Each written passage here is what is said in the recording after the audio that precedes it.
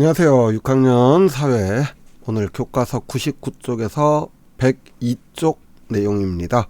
독도를 지키기 위한 사람들의 노력을 좀 알아보도록 하겠습니다.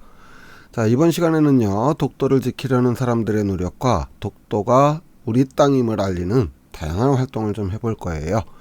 먼저 우리 잘 아는 안용복 이야기를 좀 자세히 들여다볼게요. 한국해양재단과 해양수산부 홈페이지에서 가져온 자료입니다. 자, 1693년, 그러니까 조선 숙종시대에 울릉도 앞바다에서 일본인을 향해 크게 호통을 치는 이가 있었으니 이가 바로 안용복입니다. 울릉도에서 해물을 채취하러 왔다가 불법 조업을 일삼는 일본인 어선에게 화를 내면서 외쳤던 소리이죠. 자, 그런데 일본 어부들은 안용복이 막 화를 내면서 너네 땅으로 돌아가라 이러니까 그러면은 우리 땅인 죽도로 돌아가겠다 이러자 안용복은 더욱 화를 내면서 죽도가 아니라 우산도이고, 그러니까 독도의 옛 이름이에요. 우산도 역시 조선 땅이니까 너네 땅으로 돌아가라 이렇게 외치게 되니까 일본인들과 이제 분쟁이 붙게 됩니다. 그래서 결국 일본인들은 안용복을 납치해서 지금의 일본 시마네 현에 해당하는 호키주라고 하는 곳으로 끌고 가게 되죠. 그런데 이 호키주 관하에서도 안용복은 굽히지 않고 당당하게 울릉도와 독도가 조선의 땅이니까, 그러니까 울릉우산, 그 당시 이름으로 울릉우산 두 섬은 조선의 땅이니 왜 일본인들이 거기서 고기잡이를 하느냐 따져서 일본 정부인 막부로부터 울릉도와 독도는 일본 땅이 아니다라는 내용의 공식 외교 문서를 받게 되죠.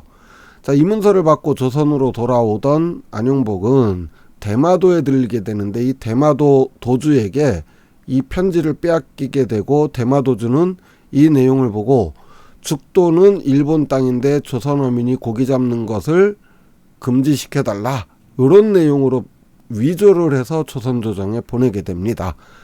이 때문에 안용복은 동네 현에서 동네 부사에게 처벌을 받게 돼요.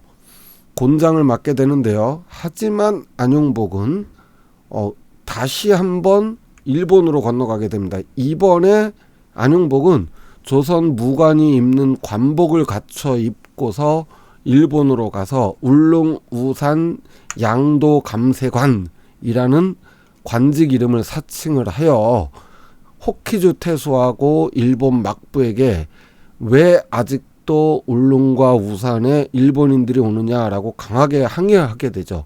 결국 일본 막부는 안용복에게 다시는 일본인이 울릉과 우산에서 고기잡이를 못하게 하겠다라는 내용의 공식 외교 문서를 받아오게 됩니다.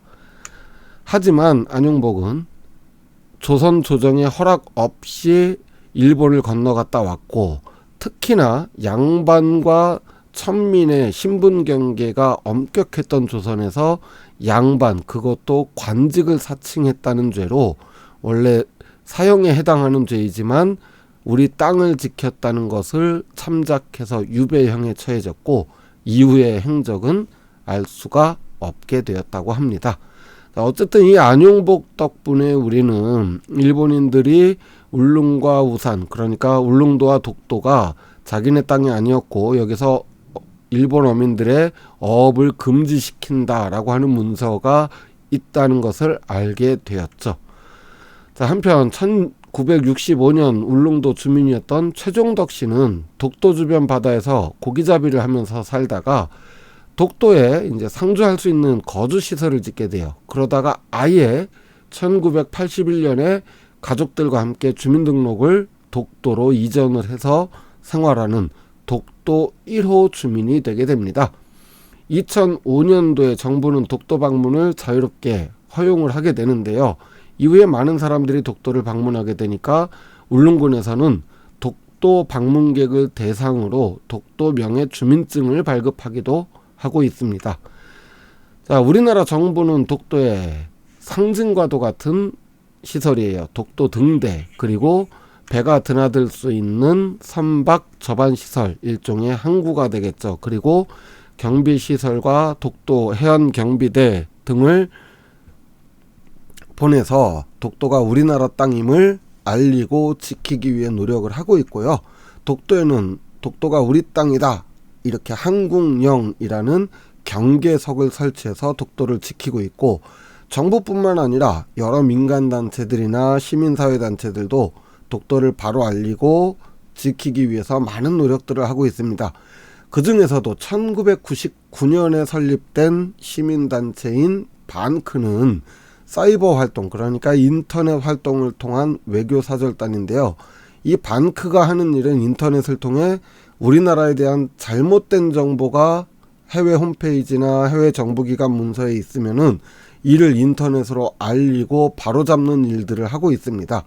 반크 홈페이지를 방문을 해보면 반크가 얼마나 많은 일을 하고 있는가를 확인할 수 있는데요. 특히나 반크는 독도가 우리 영토임을 꾸준하게 전 세계인들에게 알리기 위해 많은 노력을 하고 있습니다. 자, 오늘 배운 내용은 여기까지인데요. 미안하지만 교과서를 보면 알겠죠. 자, 교과서 101쪽에 독도를 지키기 위한 4가지 활동이 안내가 되어 있습니다. 저 자꾸 뭘 만들어라 이렇게 뭐 시키는 게 좀 미안하기는 한데, 우선 독도를 홍보하는 포스터 만들기입니다. 뭐 포스터 정도는 다 할 수 있잖아요. 그런데 컴퓨터로 작업을 하세요. 뭐 미술 시간도 아니고 굳이 이걸 손으로 그리고 뭐 연필이나 물감으로 색칠하고 이러지 말고 네, 컴퓨터를 이용해서 독도를 알리는 홍보 포스터를 한번 만들어 보는 작업을 해 보시고요. 자, 두 번째 활동은 독도 캐릭터를 만드는 겁니다. 뭐 그림에 취미가 있는 학생이라면 예쁜 독도 캐릭터를 만들어 봐도 좋을 것 같아요. 역시나 직접 그려도 좋고 컴퓨터나 다른 기기를 이용해서 만들어도 상관은 없습니다. 자, 세 번째 활동은 독도를 홍보하는 영상 만들기예요. 뭐 간단하게 독도 관련 노래에 맞춰서 뮤직비디오 형태로 만들면 될 것 같아요. 그런데 요거 3개 다 하라고 하면 좀 너무했죠. 그죠? 그래서 요 3개 중에 하나를 선택해서 활동하는 것으로 하겠습니다. 네 번째 활동, 독도를 지키려고 노력하는 사람이나 단체를 소개하는 거는 생략을 할게요. 그래도 고맙죠. 자, 3개 중에 하나만 선택해서 활동을 하고 그 내용을 또 저 선생님한테 사진 찍어서 선생님이 제시한 방법으로 제출을 하시면 될 것 같습니다. 자, 그렇게 하려면 독도에 관한 자료도 있어야겠고 아는 것도 있어야 될 테니까 수업 시간에 배웠던 내용을 활용하는 것도 좋고요. 인터넷에 찾아보면 생각보다 많은 독도 관련 홈페이지들이 있어요. 이런 것들을 잘 찾아서 자료를 활용한다면 독도에 대해 보다 더 알게 되고 활동하는 데도 도움이 될 것입니다. 미안합니다. 어쨌든 힘내시고요. 자, 핵심 정리입니다. 독도를 지키려는 사람들의 노력, 대표적으로 안용복이 있었고요. 독도 1호 주민 최종덕 씨, 독도 등대와 해안경비대, 그리고 여러 시민단체와 민간단체들 중에서 사이버 외교 사절단 반크의 활동에 대해서 알아봤습니다. 자, 다음 시간에는 이제 통일 단원이에요. 우리나라 통일이 왜 필요한가 하는 내용을 가지고 공부를 해보도록 하겠습니다. 오늘 수업 여기서 마칠게요. 수고하셨습니다. 안녕.